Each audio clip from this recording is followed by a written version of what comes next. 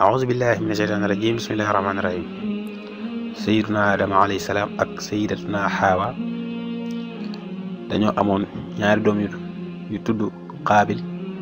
ak Haabil. léegi nag moom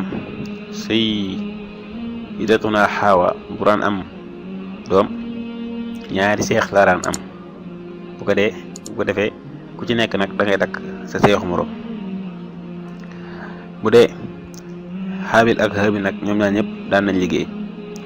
bu dee Haabil moom moo daan sàmm gàtt yeeg yooyu noonu bu dee Qaabil nag moom moo daan bay nekk sa àll baag yooyu noonu.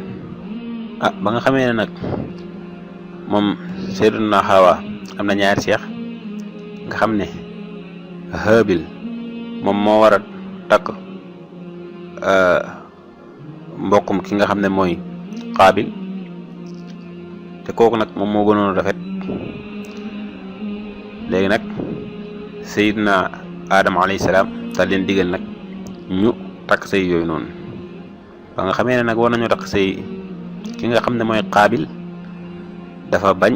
ne moom ki nga xam ne moom la bokkal mooy seexam bi moom lay takk te moom war a takk kooku. léegi nag problème am na waaye nag yàlla suñu borom gindi na sunu maam Adama alayhi salaam xamal ko ñoom ñaar nañu war a def mooy lan kenn ku nekk ci ñoom ñaar dafa war a def ab sacrifice wala ab sarax. léegi nag bañ ko defee yàlla suñu borom daal di nangu nag saraxu ki nga xam ne mooy Haabil te nangul saraxu Qaabil. ndax bu dee Haabil moom daan sàmm dafa dem jël kuy ma gën a rëy ca gétt ga daal koy def sarax. waaye bu dee Qaabil nag moom daraan mu nekkoon ca mbay ma dafa dem sa ñax ma gën a bon mu def ko sarax def ko sacrifice moo tax yàlla nanguwut ab saraxam. nga xam ne dañ daan dem ba ci ab benn montagne ku nekk teg sa sacrifice wala sa sarax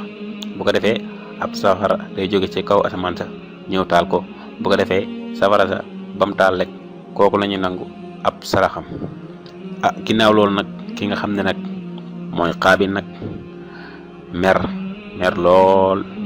gën a mer ne ko danaa la rey. bam ko waxee loolu nag ki nga xam ne mooy Haabil ne ko man de boo yëkkatee sa loxo jëmale ko ci man pour rey ma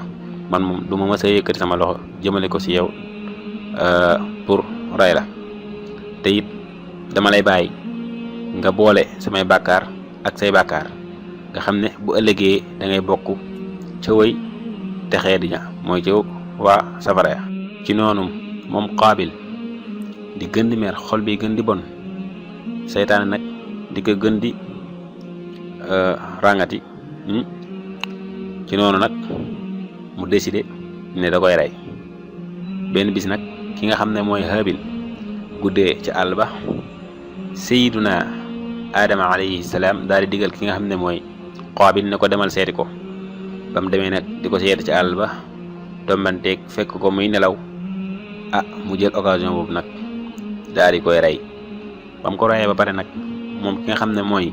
Qaabil xamul nu mu koy def ndaxte moom mooy ki njëkk a rey nit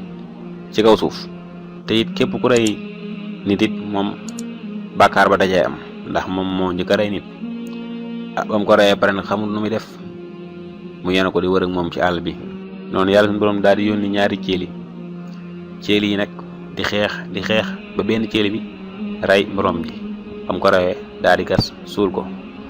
moom nag mu doog a xam nu mu war a def nag mu daal di gas suul mbokkam moom noonu. ginnaaw gi nag mu rëcc lool li mu def nga xam ne seytaane mën na ko. ci noonu nag mu daal di suul nag ki nga xam ne moom mooy mbokkam moom nag mu mujjee nag bokk ci wëy perte ña ci wëy texee di ña nekk nag koo xam ne képp ku rey nit rek moom dana am ca bàkkaar boobu ngir ne moom mooy ki njëkk a rey nit ci kaw suuf.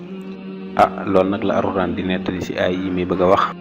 watlu alayhim naba bnay aadam bilxaq is qaraba qurbaanan fa taqubila min ahadihima wa lam yutaqabbal min al axari qaala la aqtulannaka قال إنما يتقبل الله من المتقين لئن بسطت إلي يدك لتقتلني ما أنا بباسط يدي إليك لأقتلك إني أخاف الله رب العالمين